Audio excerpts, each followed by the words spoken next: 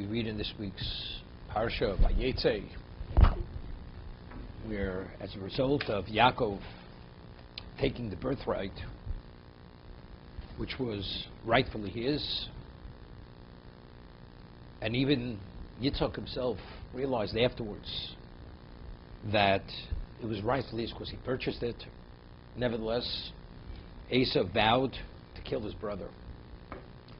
He was advised to go to the home of his uncle, Lavan, the brother of Rivka, to seek out a wife. And his father said, I don't want you to take from the daughters of Canaan. Because Rivka had said to Yitzchak, I'm disgusted with my life because of the wives of Esav, which were all Canaanite women. But Rivka never shared with Yitzchak that truly Esav was evil, or that Esav was plotting to kill his brother. Send him there to find a wife.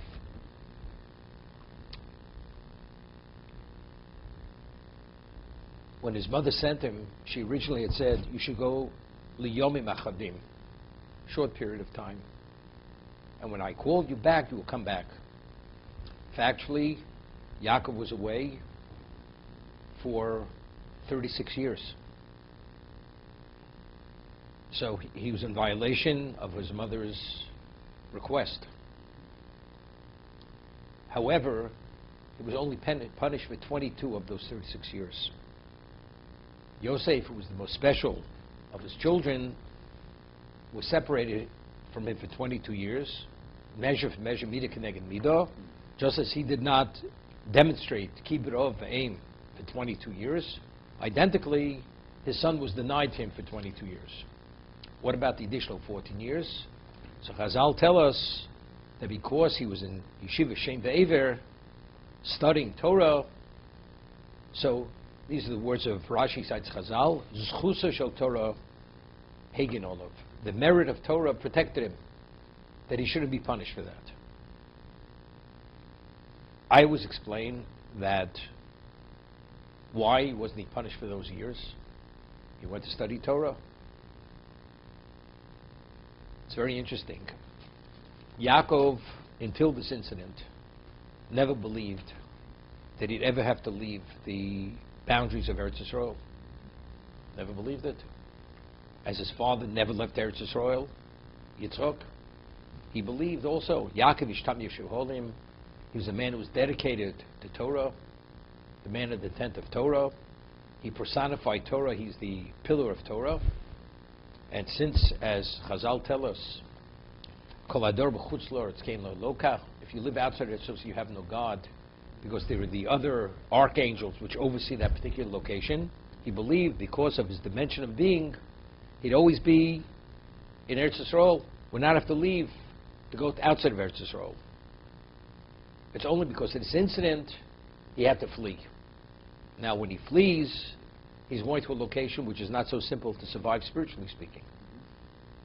So therefore, now the only way we could actually preserve ourselves and create all the spiritual defenses to anything which is impure is only through Torah. The Torah which Yaakov had studied until that moment was Torah which did not pertain to deal with all the issues of chutz la'aretz, of outside of Eretz Yisrael. Shem and Aver, they were men who were well versed in all the issues of the world. They were at the Dor HaMabul. So therefore, he had to study. It was another type of Torah. He had to study to contend with all the issues that he'd be confronted with. As we see, we discuss, when he had asked Hashem, Ushmarani, you should protect me, when he goes to the community of Lavan, Migilui Arayus, Shviros Dom and Avodah Zarah, from the three cardinal sins, he should be protected. Yaakov has to be protected. That he shouldn't be influenced by their perverted, depraved type of behavior. The answer is, a person is put into an environment, you never know how that environment may affect you, how it may blur many things which are obviously clear. Umi Lashon Hara, that he should not speak Lashon Hara. That's what he prayed for. So how do you deal with that? You could pray after everything's said and done. What are the defenses for that? Torah. So therefore he spent 14 years studying in Shem Ve'ever to fortify himself, to give him the ability and understanding how to contend with all these issues. That the ultimate tavlin, antidote for the Yetzer Hara is Torah, but again, it's the Torah which relates to that particular issue, even to a greater degree. Therefore, that's who we want. That's the way I always understood it. Therefore, he was not punished because it was impossible for him to survive that exile unless he had those 14 years. To the degree, it says, Vayishkav b'makom hahu. The first time he ever lied down was when he was on Mount Moriah. Till then, he was so dedicated and committed to Torah study, he did not lie down. He sat or stood during that whole period of time.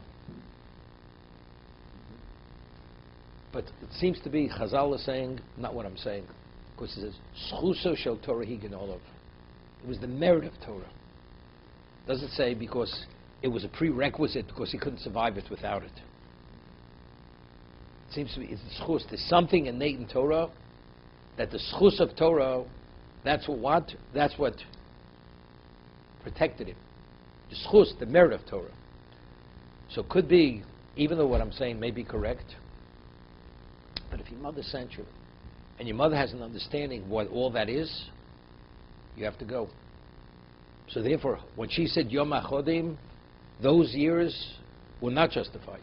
Should have not been justified. But how am I supposed to survive? You work it out.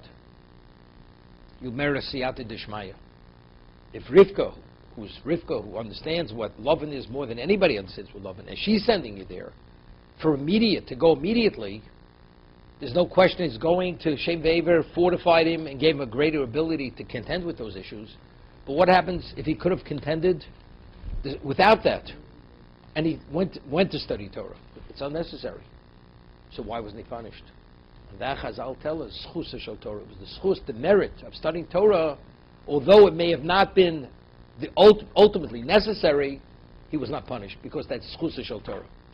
Because the words don't seem to be saying what I'm saying. Because he had no choice but. If he had no choice but to go there, so what did Rivka say, go immediately? You mean Rivka misassessed what that was?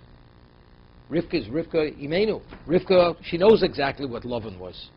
She grew up in that community. And despite that, she didn't say. Yaakov was more concerned. Just because you're more concerned, that means to justify you not to abide by Kibbutz aim. You aren't permitted to go. The answer is Schus shel Torah. Because factually he was learning Torah. The Schus, the merit of Torah, that's what protected him from any degree of punishment.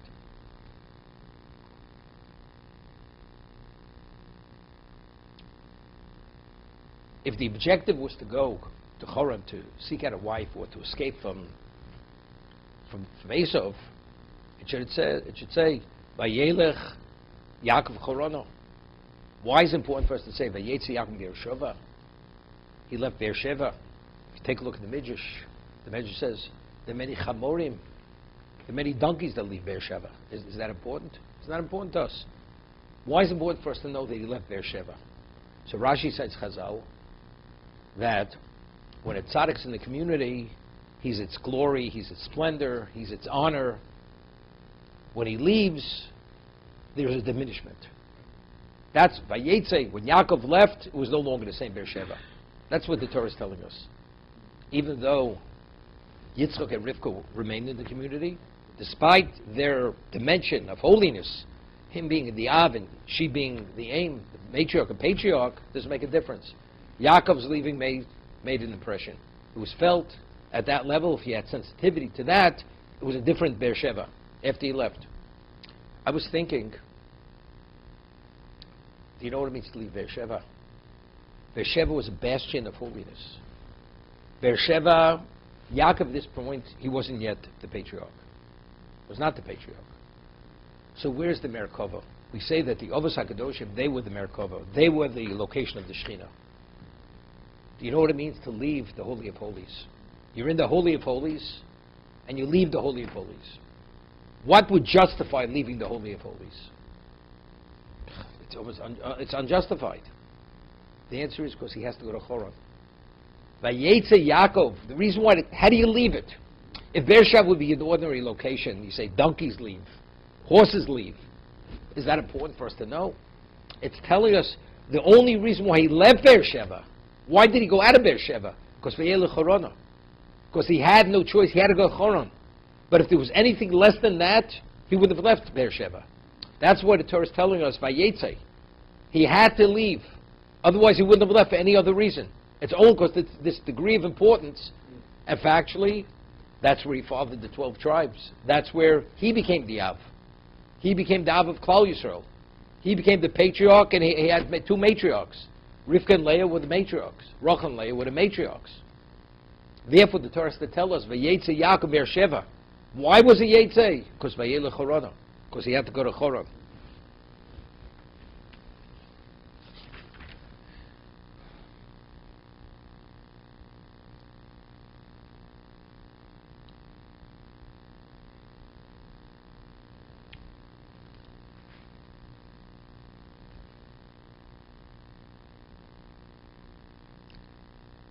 Vayifka b'mokom.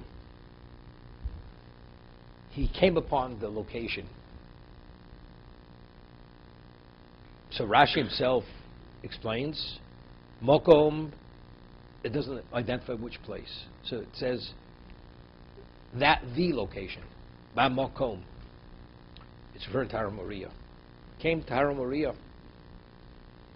Vayolen shon, and he slept there. Kiva Shemish, because the sun set. Okay? However, the Yalkut, the Medrash, says, Mokom, Vayifka Mokom, HaKadosh Baruch Hu came upon God himself. The Har Moriah, the Shekhinah. He came to the Mokom. So there's the famous Medrash, it's a number of places, that why is Hashem referred to as Mokom? Baruch HaMokom Baruch Hu, as we always say. Hashem is the Mokom, he is the location. So the Chazal say, Ein ha'olam mekomo. The world is not his location, but hu mekomo shel olam. But he is the world's location. Right? God is not contained within anything. Existence exists because he willed existence. So Rechaim Volozhin explains, just as a location has a capacity to contain. If you put an object on a tabletop, what is the tabletop called? Referred to as mokom. It's the location of the object where the object lies. What is the basis for existence? HaKadosh Baruch Hu willing existence, God willing existence. So just as the tabletop to a degree is the location why the object is on the tabletop, even more so, why does existence exist? Because Hashem wills it. So the location only exists because God, so God is the basis for all existence. So that's the meaning, he hu mekobo shel olam. So he came upon the mokom. He came upon God, the Shekhinah itself, which is Har Moriah.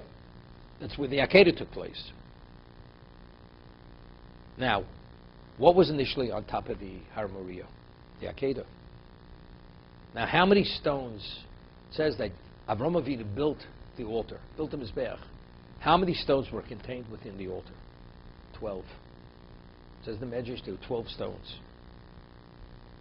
When it says, Vayikach me'avnei hamokom, he took of the stones of the location, he took those 12 stones on which the Akedah took place, v'yosem erashosov, and he put them around his head. Vayishkev hamokom, and he slept there. Now, the Midrash tells us, as we'll see in a moment, what exactly did Yaakov want? What did he want to understand? Yaakov understood that his grandfather, although he was a patriarch, he wasn't the patriarch. Why? The patriarch will father the Jewish people. Avraham Avinu had Yishmael. Yitzchak wasn't the patriarch because he fathered Esav. The question is he pure enough to be the patriarch to father the Jewish people? He didn't know this. There was a Masorah, there was a tradition that the Jewish people can be comprised of 12 tribes. 12 tribes. As a result of that, he took 12 stones and he put the 12 stones around his head.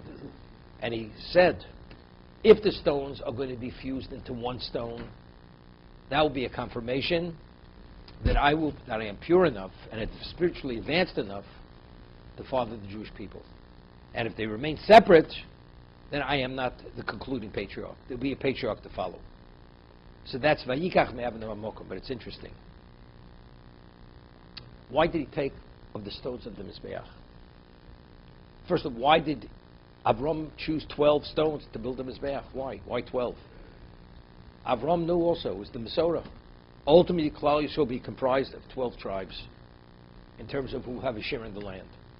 Right? There were 13 tribes, but the 12 tribes who will have a share in the land. Levi had no share in the land. Now, without the schus of the Akedah, Klal Yisrael could not survive the prosecution of Satan. So, impossible. It's only the merit of the Akedah when he prosecutes on the day of judgment, which is the day of Yom Adin, is he silenced. So where does the Akedah take place? It takes place on 12. The 12 are dependent upon what's happening on top. If Avram succeeds with the Akedah, then you have 12, which comprise this Mizbeach. That's Mizbeach. We can talk about Avodah. What's the ultimate Avodah Hashem? Serving God. The Mishkan, Beis HaMikdash, the world, we're Romans today after serving God. Even if they're a monotheist, it's a much lesser dimension than the Jew serving God. We are the Am HaNivchor. We are the chosen people. We are the Mamlechas Kohanim. We are the Goy Kodosh. The world is not Goy Kodosh. It's not a holy people.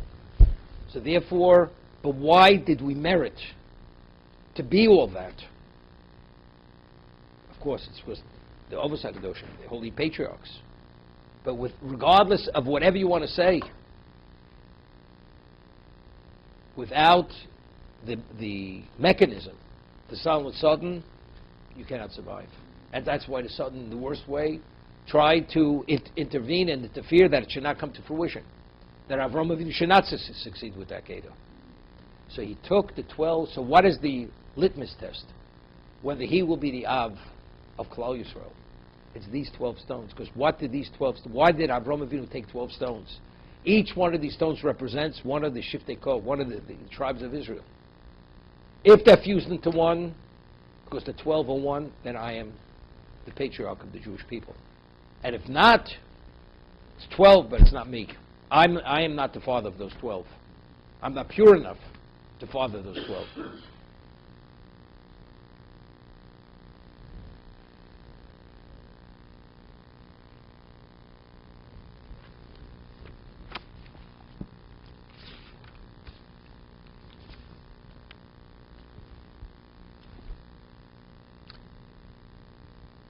Vayivka b'mokom, Bo Shechina, the divine presence came. V'omalei, Yaakov b'ni, and the Shechina Hashem said to Yaakov, Yaakov my son, Yud Bei Shos, Keneged Yud Bei Shvotim. The 12 hours of the day correspond to the 12 tribes. Shani nosin loch, which I'm giving you. I mean the 12 tribes that I'm giving you. Yud Beis Ma Zolis Barakia, the 12 signs of the zodiac in the sky, in heaven. Yud Beis Sho, Keneged Yud Beis Avnei Matzevo. That corresponds to the 12 stones in the Matzevo.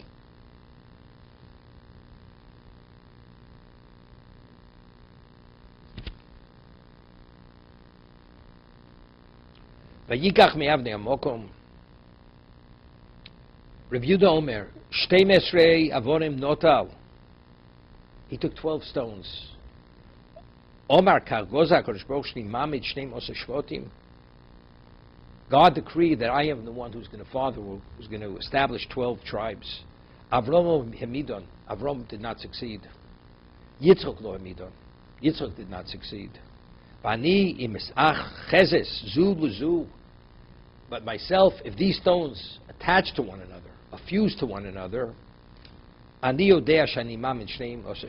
I know I am the patriarch which will father 12 tribes.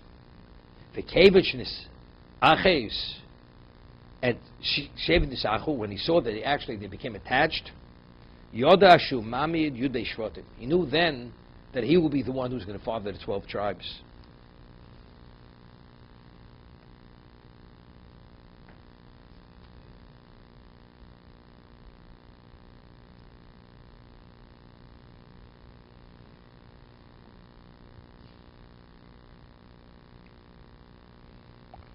Then it says, Lokach Yaakov Yud Beis Avorim me'avnei hamizbeach shenekar olav Yitzchok oviv.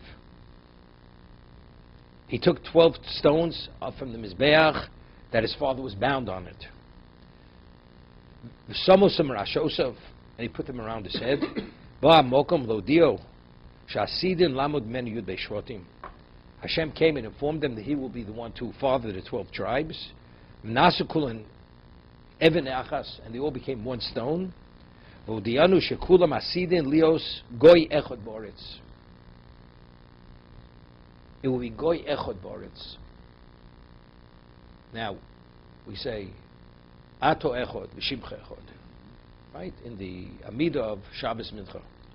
You're one, your name is one. Mi kamcha Yisrael, and who is like your people Israel? Goy echad boretz. What is the significance of the stones being fused into one? Lo dienu shekulam asidim lios goy echad boretz. It's not only unified, it's one of a kind. They will be unique. You have 12 tribes. You know, it's interesting. We find that Avraham Avinu was concerned for Yishmael's future. So Hashem says to Avraham, Yishmael will also be a great people. And there are going to be 12 Nisim, 12 princes who are going to come from Yishmael. Nisim, 12 Nisim. By us, Torah refers to them as Roshei HaMatos, the heads of the Matos, the heads of the tribes. He refers to them as Nisim. So Rashi over there says, Nisim also means like it carries, like clouds. Just as clouds, when the wind comes, they become dispersed. Even though they seem to be something significant, something concerned about, the 12 Nisim, they're going to be blown away. Blown away to be, not like, ultimately it's nothing, regardless of what they appear to be. But again, the number's 12. Now, 12. 12 again, this is Yishmael, correspond to the 12 of Klal Yisrael. 12. So, there's a little bit of a confusion here, right? Yishmael believed he was the heir apparent of Avram. The Malach told Hagar, you're going to have a son of Pera Odom. He's going to be a wild beast. Don't delude yourself to think he's the heir apparent. He's not. But there are many things that they really believe that they are. I mean, there's so many characteristics they have. The Koach HaTfilah. We have Kol Kol Yaakov. Right? The voice, and what does Kol Kol Yaakov mean? It means Tfilah, which is verbal, and also it's Torah. Yishmael is Yishmael. Right? It says, Vayishma Kol Anar. Hashem heard the voice, the outcry of the lad, when he prayed, when he was dying. So Yishmael has Koach HaTfilah. They have Koach HaTfilah, which is spiritual, the power of Tfilah, and there were also 12. And that was the Masorah. Avraham Avinu said they're meant to be 12. He wasn't meant to be the ultimate patriarch. Yishmael, he has 12. He was even a generation earlier. Yishmael is the contemporary of Yitzchak, and he had 12. Yitzchak only had 2. The 12 came later. You know, it's interesting. We find, Gemara tells us that, based on the pasuk, Vayeitzei Lev Adam Ra Min Urav, that the inclination of man is evil from the moment he's cast from his mother's womb. That's at the time that he's born. When does the Yetzer Tov, the possible enter into the person? At the age of 12, a girl, age of 13 for a boy. So that means the evil inclination has 12 or 13 years before the positive inclination. The 12 tribes, the 12 Nisim of Yishmael preceded us. We first came later.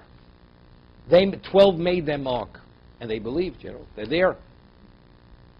Doesn't make a difference. We came afterwards, the 12. Yaakov Ishtam Yoshev Olim. We mentioned Pasuk in Mishlei last week, where Shlomo says that Ateres Zakenim B'nei Bonim, that the crown of the forefathers are the grandchildren. Why? Because when Avraham Avinu was thrown into the kiln, and Hashem said, I'm going down to save him from the kiln, that he shouldn't be incinerated, the angel said to him, But look at all the Rishoyim that are going to descend from him. You mean you're going to save that man? Look at all the evil that's going to come from his progeny. So Hashem says, but he's going to have a grandson, Yaakov Avinu. Therefore, you don't have to be concerned. And it cites the Pasuk that the base Yaakov Podas Avram, the house of Jacob redeemed Avram. So we ask the question, I mean, what's the answer? The angel said there can be all these evil people that come from Avram. He says, it doesn't make a difference. You have Yaakov. So what does one thing have to do with you have Yaakov? Yaakov is a representation of Torah. He will totally subsume them. Regardless of how many there are, whatever power, negative power they produce, the energy that he will create through his Torah will totally negate whatever they are. So therefore it's irrelevant, these Rishon coming from him. The one Yaakov totally subsumes them all. There may be 12 before us, but then they see him. They're like clouds. The wind comes, they're just dispersed. Yaakov, the 12 coming from Yaakov, these are the Shiftei Koch. They emanate from what? From Yaakov Yishtam Yoshev Holim. It's a whole different dimension of reality. But that 12 with 12. Worlds apart is not enough of a difference between who we are and what they are. Different world.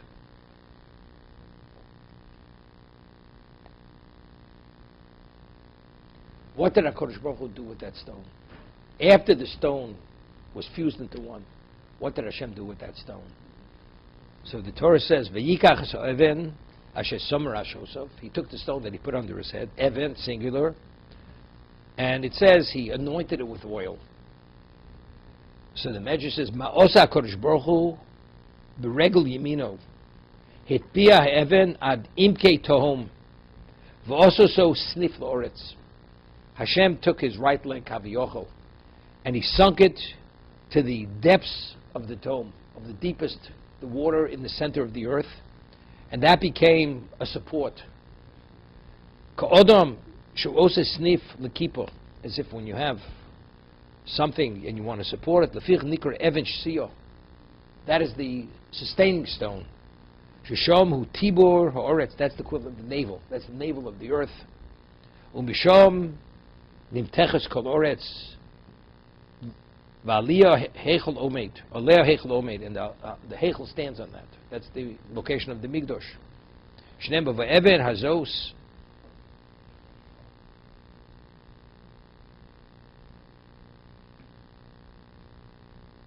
That's that stone. The stone, that's like the Even Apino. It's the cornerstone of existence.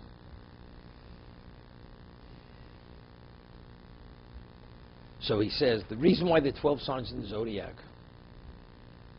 and the 12 days in 12 hours a day. 12 hours a day corresponds to the 12 Shvatim. 12 signs in the zodiac, he says, that corresponds to the 12 stones in the Mizbeach that Avram Avinu had built for the Akedah.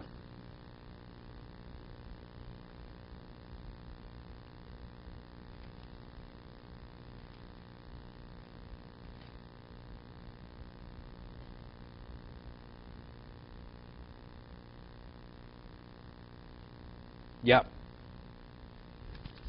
There's an interesting Ramban.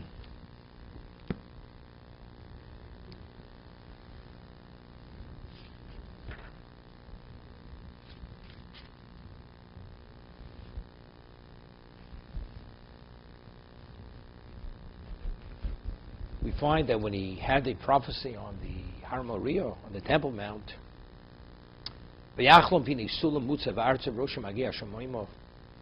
had dreamt, and behold, there was a ladder which its legs were on the ground, and the top reached to heaven.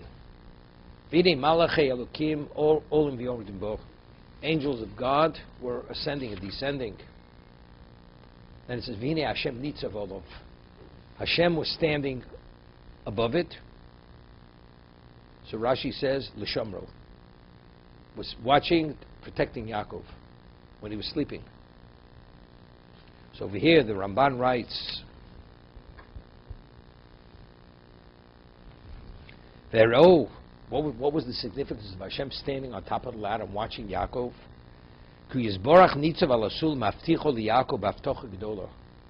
Hashem is giving Yaakov a great promise, a great guarantee. Lo dio shulo yeh biyad hamalochim. Other people, they're subject to angels. Aval yeh chelek Hashem ye'imo tomid. Hashem will not detach himself from him. He will always be attached to him. Moshe Amavini Enochi imoch. I am with you. Ushmartichem chol asher telech. And it will watch over you wherever you go. Why? We'll see. Ki ma'aloso gedola b'shar tzadikim. Because his dimension of holiness was greater than other tzadikim. Shenemo b'hem. Ki ma'alocha v'yitzav aloch l'shmorcha b'chol jorachecho. It says in Tehillim, my angels will be commanded to watch over you in all your endeavors. He said that's other tzaddikim. Yaakov surpassed that. Who's going to watch over Yaakov? Not the angels. It's Ani v'lo maloch in the positive. Hashem says because of this identifies the great distinction and dimension. Ki malosa gedola b'shar tzaddikim. His distinction in spirituality is greater.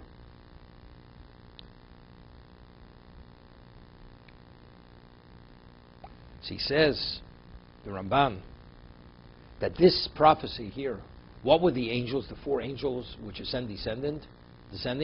This is referring to the four exiles that Klal Yisrael was going to experience.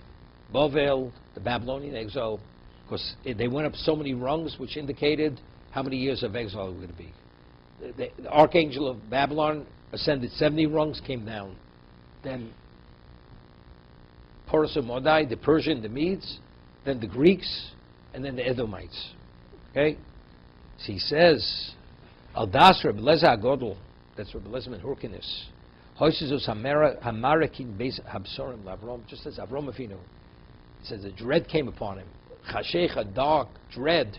And he saw also, Hashem showed him the exiles of his grandchildren in the future. What Yaakov is seeing here is similar. He saw the dominance of the four kingdoms, their ascent and their descent. Zetam Malachi Elokim. This is very important. Malachi Elokim, Kmo Shenema B'Daniel, quotes, Herelo HaKadosh Arba Malchus Moshlon Vivodon, when they were reigning and their destruction.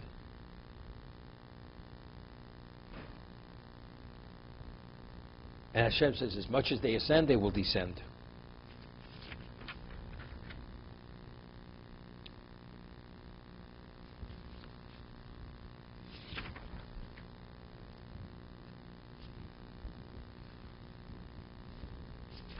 Over here,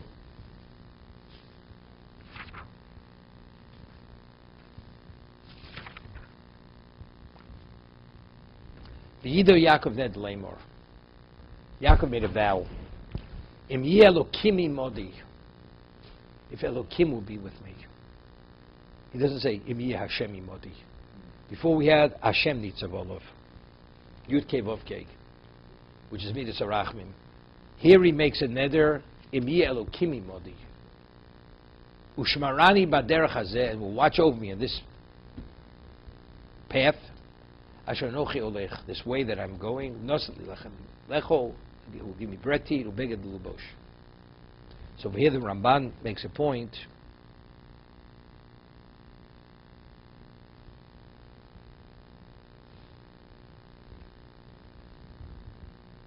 Excuse me.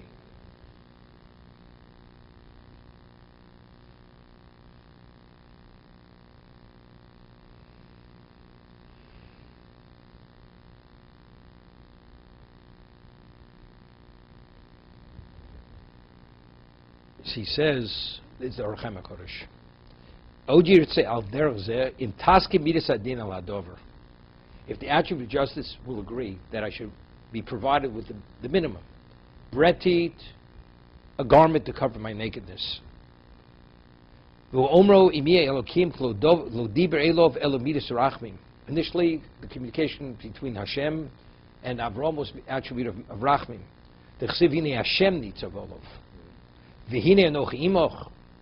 V'dovi yudua ki midas harachmim taskim lehitiv. Midas harachmim, because it's mercy, it always wants to accommodate the person. Umidas adin taki b'dover, but the attribute of justice says no, he's not perfect enough. L'zeh omar im yeh Elokim imodi, which means Yaakov Avinu said to Hashem, I'm willing to be subject and evaluated with Midas Adin if you provide.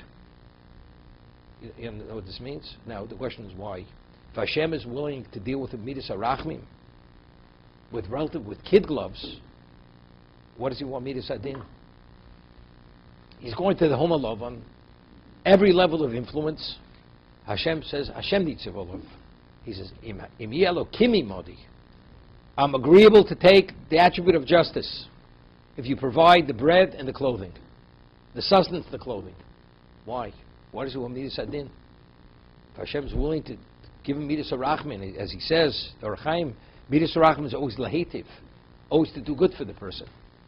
Good where you sense the good. So what I was thinking, we see what the environment of that community was. He had to ask Hashem Ushmarani. He should watch over him. From what? You'd think something that has no relevance to Avram, to Yaakov Avinu. The 3 cardinal sins. Yaakov says when you're in an environment, you never know to what degree you could be affected. If you protect me, I accept to be scrutinized with the evaluation of Midas Adin. Why? When does a person trip up? If you believe you could get away with it. The judge is lenient. What about, you're setting a standard? There's no forgiveness here. When you know every moment, how do you rationalize? I could always do tshuva, I could always make a correction, I could always work it out. If you subject yourself to the scrutiny and evaluation of the attribute of justice, there's no working it out. Either you do it right or it's not accepted. But the reason why he wanted to put himself in that situation is to force himself to always have that level of cognizance that there should never be any slippage. He should never regress to any degree over here. That's the reason why I said Elokim. As much as Hashem said Hashem's not going to subject to the Midas Adin. Does he deserve Midas Adin? Definitely not.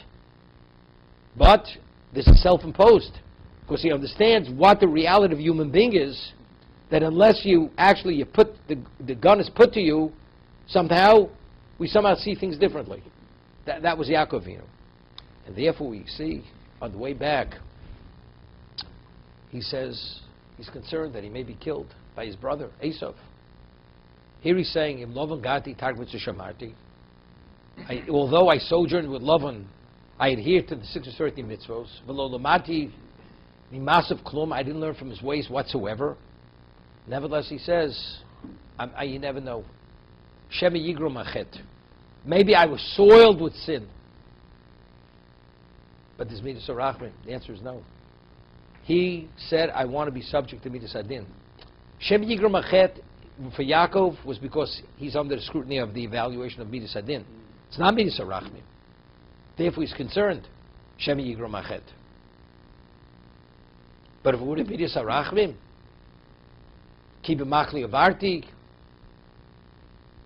after all he's been through and his level of integrity and everything, he should be held accountable. The answer is because everything was predicated.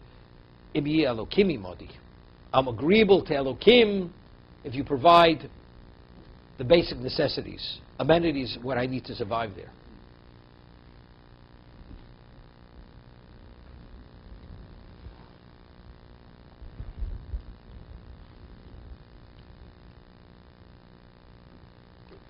Maran Shabbos tells us there was one of the great Tanoim. He's mentioned in Mishnah Pirkei Avos, Rabbi Elazar ben Aruch says that if you put all the Chacham in one side of the scale and you put another one the other way, he tipped the scale. The question is who? Rabbi Elazar ben Aruch, he was one opinion is he was the one. He's the Mainam Gaber. He's the person who is the wellspring that keeps giving out new novelay, new insights in Torah. So the Gemara tells us he once went to a vacation spot where the environment was very sensuous, just the natural environment. The rivers were very special, very therapeutic. And he went and spent some time there. And in those days, when a person received an aliyah, you would read your own aliyah. There wasn't a reader, a balkori, who would read aliyah for you. So it was Parshas HaChodesh, before Pesach. They call him up for an aliyah. He came back from vacation. So the pasuk says, "HaChodesh hazeh lochem Rosh Chodoshim." Right? Nisan HaChodesh hazeh lochem. This month is Rosh Chodoshim. So he was so affected that he read it wrong. He didn't read. He wrote HaChoresh hoya libon. HaChoresh instead of Chodesh Dalid. He read the Dalek Resh. HaChoresh hoya libon, meaning his heart became deaf. Lochem, he read like a bass. He became totally desensitized. Meaning, and as a result of that, he forgot all his learning. So it says his colleagues, they prayed for him that it should all be restored. But it was restored. A man who he's acclaimed as being the ultimate wellspring of Torah. Spend a few months in an environment like this. You come back where you're totally desensitized, as if you never studied in your life. Who ever heard of such a thing? Do you know what the influences of life are? Do you know what environment is? We have no idea what environment is. You never know. Yaakov understood. Because of his dimension of Torah, he understood what you have to worry about.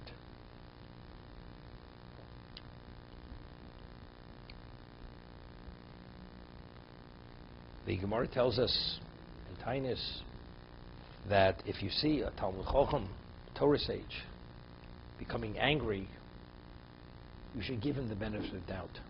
Why? Because the pasuk says, "Kol dvarikation of Hashem." The words of Hashem is like fire. He has you would say he has fire in his belly. So that's why he's getting angry. So Rashi explains that when he sees somebody else doing the wrong thing, because he has harchovas halev, he has a broad heart, and he's able to appreciate and understand the wrong of what's being done. It's not it's wrong. He totally internalizes the wrong, but why is he able to internalize it? Because he has Torah. So the way a Talmud Chacham, Torah sage, process something, it's more than just intellect. I understand what it is. You sense what it is, you feel what it is, and you internalize what it is. Therefore, he gets angry. When he sees such a transgression taking place, it's not just a misdemeanor. This is something very serious. Therefore, you should give him the benefit of the doubt that it's not that he's just getting angry, it's because he appreciates the wrong that's being done more than anybody appreciates the wrong that's being done. Yaakov himself, when he said Ushmorani, when he said, protect me from the 3 cardinal sins, Yaakov, you have to worry about the 3 cardinal sins. There's a story. Reb Chatzkel Levenstein was the Mir Mashgiach in Europe. So right after the war, the Mir Yeshiva, they came from Shanghai to America. The boat landed in San Francisco, and they took the train cross country. They came to New York. And he lived in Brownsville, which is Brooklyn, for a year. So many of these people, the students of the Mir who were students, they lost their families. They had not one survivor after the Holocaust. So there was a couple, the wife lost all her family, and the husband lost all his family. And they were having, their first child was born in Shanghai, and the second birth was triplets. No, it was triplets. And in those days, this is 1946. 1946, the family, they were on Coney Island for the summer. People had these small little bungalows. And you understand, the modesty in America in 46 was a lot better than it is today. But in fact, it was a beach community.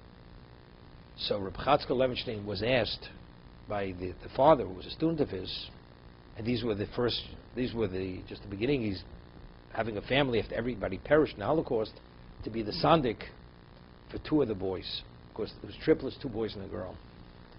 And he agreed. Reb Chatzkel Levenstein, Zeichat Tzaddik L'Brocha, when he would go in a car, the car had window shades. That's how holy he was. He would not look in any direction. The car stopped in front of the bungalow. It was maybe 10 feet from the curb to the door. He made a beeline run straight through the door with his eyes looking at the ground, went into the house, was the sandik, Right after we finished, he went right back to the car, went back to Brownsville. He said afterwards that being exposed for that 10 feet in and out, it took him 2 weeks to recover from his avoda. That's how he was affected by the environment. What did he see? What? Do we know what he saw? Do we know what he sensed? Because of his level of dimension of spirituality, he sensed something. Something which was what? Which was contrary to what he was. Other people are totally numb and removed from all this. We can't even relate to what it was. Same thing. Kol dvar k'eish num Hashem. When the Torah is inside the person, the processing, it's a different processing. As Rashi, there's archavas halev, there's a broadness of heart, there's a depth of heart. You take it in and you process it. It's like you sense something with your senses.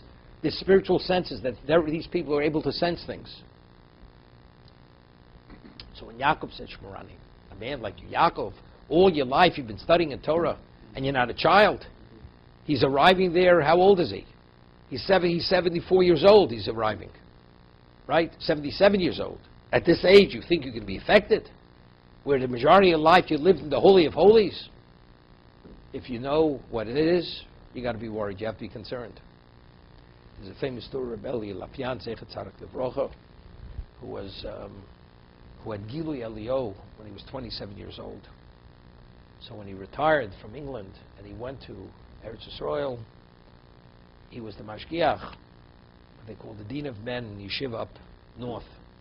It's called Kfar Hasidim, small yeshiva. And there was a Reb Elia, he once had a stroke in an eye, so he was blind in one eye. He was a man already in his mid-80s. And one of the students comes over to him and says, I'm going to a family wedding. This is like in the 50s, late 50s. I have to go to a family wedding, and he's asking permission, could he go? So Reb Elia Lapian says to him, he says, at the wedding, is there going to be a mixing of men and women? Is there a partition? So he says to Rabbi Lapian, Hashem Yazor. Hashem will help. He's not worried. And he says, okay, are the women to be dressed properly, modestly? He says, Hashem Yazor. Hashem will help. And every question he asked regarding this particular, the type of environment that he's going to, his response was, Hashem Yazor. And we're talking about he's a 19-year-old boy, 20-year-old boy. Hashem Yazor. So he says to him, I'm a man already in my mid-80s. All my life I've been steeped in Torah and holiness. I'm blind in one eye. And I'm concerned. And you're telling me, Hashem Yazor, that God's going to help you. And he says, what happens if he doesn't help you? And you fall victim to whatever that is? That was his response. Shmorani. When Yaakov said Shmorani, watch over me, protect me. But you're Yaakov. You're Bechir Sheba'avos. You're the most special of the patriarchs. You're fathering the 12 tribes. Not so simple. And what did he pray for? He should be protected from Lashon Hara, and 3 cardinal sins. I asked, the 3 cardinal sins we understand. That's fair in the day. But Lashon Hara, that I shouldn't speak negatively about other people or to listen to negative talk about other people. I mean, how do you even put them within the same breath? It's a different level of transgression. So we once explained that the Chofetz Chaim writes that over time when you speak Lashon Hara, it's possible to be in violation of 17 negative commandments and 14 positive commandments. Over time, one of the positive commandments is V'ahavta l'recho kamocha. You must love your fellow as you love yourself. Why? You say to a person, how could you speak about this person this way? Would you want somebody to speak about you in this manner? So what's the answer? Because it's him, it's not you. So if a person will love his fellow as he loves himself, he wouldn't speak negative about somebody else. The answer is, of course, he's not me. He's less than I am. And that's how a person justifies speaking negative about someone else, although he knows it's wrong. So when a person speaks about somebody negatively, why does he speak? Evidently because he minimizes who that person is. Because if he would sufficiently esteem him and value him, as he wouldn't speak about himself, because it's me, he wouldn't speak about the other person. So what is it? It's a minimization of the other person. Now when a person, God forbid, kills another person, you know what it means to kill a human being? You kill an insect. You may kill an animal. But a human being? How do you kill a human being? So what is it? Even in the fit of anger, what's his value? It's a devaluing of the being. Because if you truly put him in the proper light, you can't take a life. It's impossible to take a life. So where does it start? It starts with murder? No. It's a devaluing process. You speak about people. People mean nothing to you. Someone else's honor means nothing to you. Somebody else's feelings mean nothing to you. Nothing means anything to you. So eventually, when it comes to a situation, God forbid, where someone doesn't acquiesce to your demands and you get upset, God forbid, you could cross that line. Take his life. What about, God forbid, adultery? Well, she has a husband. That's a husband. The man is a nobody. She's married to someone no different than an animal. What, animal husbandry? He's nothing, means nothing. So everything, every person crosses those lines, it's always minimizing that person. But where does it start? Shmarani miloshen hara. Yaakov understood it doesn't start with the cardinal sin. It starts at a much lesser level. And it's a process. And because of that process, you have to be protected from, God forbid you have a cancer cell. When it's microscopic, it's not a problem yet. But if you let that microscopic cell remain and it starts festering and growing, God forbid, it's just a question of time before the person loses his life because it becomes full-blown cancer. Same thing. It starts at one level, then it's a whole different perception of the way you see people and you react and you justify many things based on the minimization of another person for the same reason.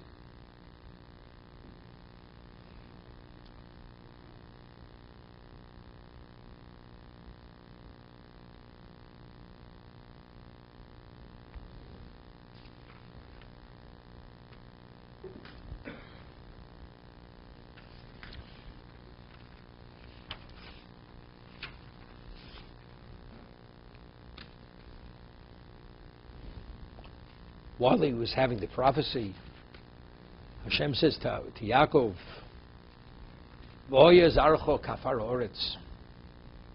Your children will be like the dust of the earth. You find by Avraham Avinu, "Yizarcha kechol asfas hayom," like the sand on the seashore. What's the connotation of sand? Sand is sand. Dust. Dust is dirt. Dust has no value. Dust. Your children will be like dust. If you could say sand, why don't you say dust? Right? They'll be like the granules of sand that you can't count. The granules of sand you can't count. Dust. What's the connotation of dust? So the Midrash says two things. Dust, when the wind comes, it just scatters in every direction. What happens if you take water and you intermingle it with the dust? It becomes a substance. It can't be blown away. So Hashem was saying to Yaakov that if you take Torah, which is Nimshal Kamayim, and you internalize it, and you intermingle it, and you coalesce it into their being, that's like taking the dust and adding water to the dust. Then they become a permanent entity. They assume a permanent status. But if they don't have Torah, they got blown in every direction. And that's the whole concept of exile. For us, the Yom HaKaid Savon of Negbo. So that we have the characteristic of dust. So if you internalize, you mix it with water, it becomes something very substantial. You don't mix it with water, you're blown in every direction. That's one. So what I said, but you understand, for it to take on that substance level, it has to absorb the water properly. It's not so simple. For a person to absorb Torah, there are all kinds of criteria you have to meet. The Gemara says, Why is Torah compared to water? Because just as water flows from an elevated location to a lower location, identically, Torah cannot be acquired only by a person who has humility. So you see, it's not just intellectualism here. We're talking about it's the innate character of the person. He truly has to be humble, to have the capacity to be the domicile for Torah. So what's the dust? What does dust connote? Nothing.